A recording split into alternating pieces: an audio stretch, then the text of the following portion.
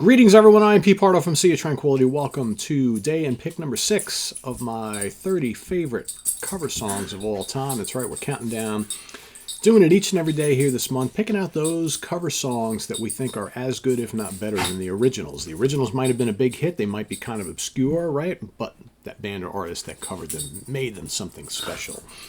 A lot of good ones, a lot of great ones, actually. Many more than I anticipated. So there's so many to choose from. I keep coming up with more that I'm considering, and you know how that goes, right?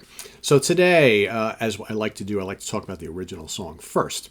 So the original song was released January of 1973, recorded on an album that was produced at Paradise Studios in Tijuana, also in studios in Oklahoma, Muscle Shoals as well, in Alabama, produced by Punch Andrews and Bob Seger for Palladium/Reprise Records. I'm talking about Rosalie from the album back in 72 by Bob Seger. That's the original. All right, so of course, part of this album recorded with the Muscle Shoals rhythm section, working with Bob Seger here. Rosalie comes in at track number 4 on this particular album. Pretty damn good album from Bob Seger, one of his early albums. This is actually his album number 6, right? He's by 72. He already was pretty prolific. It's amazing when you really look back on the career of Bob Seger. A lot of albums, a lot of early stuff, right? This is a good one. And I really like the song Rosalie. You know, it's funny because I hadn't heard this version till many, many years after the one that I'm going to talk about.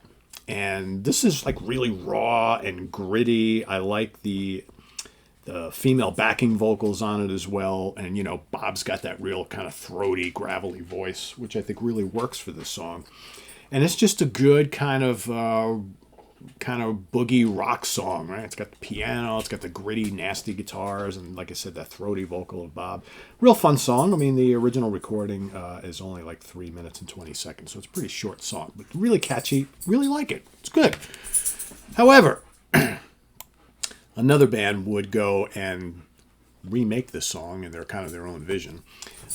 Their album came out September 12, 1975, recorded at Olympic Studios in London, England, produced by Phil Lynott for Vertigo Records. I'm talking about Fightin' by Thin Lizzy, and of course, Rosalie kicks off the album here. And I will say their version on the record, on the studio album, is probably a little cleaner, a little more polished than the Bob Seger version, for sure. It's given the Thin Lizzy treatment. Phil sounds great on it. You got the roaring, guitar licks from Brian Robertson and Scott Gorham. Brian on the drums, right? It's a really good cover. However, when it becomes a great cover is when they do it on Live and Dangerous. So live, all of a sudden, this song became an absolute beast. So here, Rosalie is the 4th song in on this live record. And it's big, it's ballsy. When they kick into the pre-chorus, that guitar riff that comes in, dun dun dun dun dun dun dun dun dun dun. It's big and cavernous and just heavy. You got a screaming Brian Robertson guitar solo here, and then what's really cool is towards the end of the live version, you get this kind of back and forth twin guitar harmony thing from Scott and Brian, which goes on for a little bit. And then they do this kind of call and response thing with the audience. And it's just fun. It becomes this really, really fun song that then morphs into, of course, Cowboy Song, which is just great. But yeah, Rosalie is so much fun on this live album. To me, the live version of this, you put these two together and you get this even better. Just so good. It's just a really, really fun song. And like I said, they make it their own. And it's such a highlight of the, side 1 on this album, Jailbreak, Emerald, Southbound, Rosalie, Cowboy Song. It's just boom, boom, boom, boom, boom. It's just really, really good. I mean, this whole live album is just absolutely amazing. But, I'm sorry, I meant Cowgirl Song, not Cowboy Song. Cowboy Song comes later on. It's Cowgirl Song. Yeah, really good. And Phil just sounds spectacular on this live version of it. But if you've never heard the Bob Seger version, I think it's worth hearing because, like I said, it is raw and gritty, and it's very good. I can totally imagine there's some people who say, yeah, I still like the Bob Seger original the best. It's possible. I don't. I do, but I do like it. I do think it's really, really good. But that was not. It was released as a single by by Seger, I believe in 73, a little while after the album came out, but did not do all that well. And in fact, Rosalie off of this album didn't do all that well, but I believe they released it as a single, where it did get some radio play from the live album, one of the many songs that kind of caught on from the live album. Yeah, it's just so good. It's so good. Thin Lizzy in all their power and glory, doing a version of a pretty cool song that they kind of made their own, right? Kind of made their own. I mean, yeah. And, Thin Lizzy, I do want to make mention because I considered one other cover song that they also made their own, Whiskey in a Jar. Maybe we'll do a twofer here today. Whiskey in a Jar, an old tradition Irish kind of folk song. Whiskey in a Jar became like the first big hit for Thin Lizzy and one of their endearing songs. It's a song that kind of followed them throughout their career that I think Phil wanted to kind of distance themselves from. But Whiskey in a Jar also is pretty damn terrific. And they totally made it their own, right? You got Eric Bell on guitar on that one, Brian Downey and Phil. And it all of a sudden becomes this kind of really kind of like feel-good, fun rock song, right? With that kind of like traditional Irish, heritage thing going on. Very, very cool stuff. So that's my pick for today. It is Rosalie with a little mention of Whiskey in a Jar for Thin Lizzy, covering the great Bob Seger. The original's on here. The remake is here. The live spectacular version is on here. So let us know what you think of Rosalie down in the comments below. Rosalie. Love that guitar lick, right? So good. It's just so infectious. Really, really good. Let us know what you think of that down in the comments below, as well as your pick for today as Kai comes up to see me. Oh, you guys want to see Kai? Come here, buddy. Come here, buddy. Let's say hello to everybody at Sea of Tranquility Land. There he is. Hi.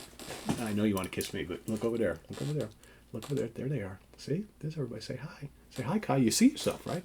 Anyway, thanks for watching. Visit us on the web at www.seatranquility.org. We're on Facebook, YouTube, and Instagram all the damn time. Please subscribe if you haven't already and click on that notification bell so you get alerted of all of our content as a post. And please do hit the like button before you leave.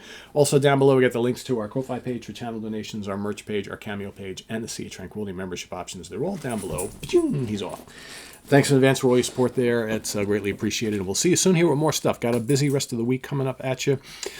We have tomorrow morning, Friday morning, at the Funhouse from Martin Popoff. We've got the Professor's Picks with Ken Golden.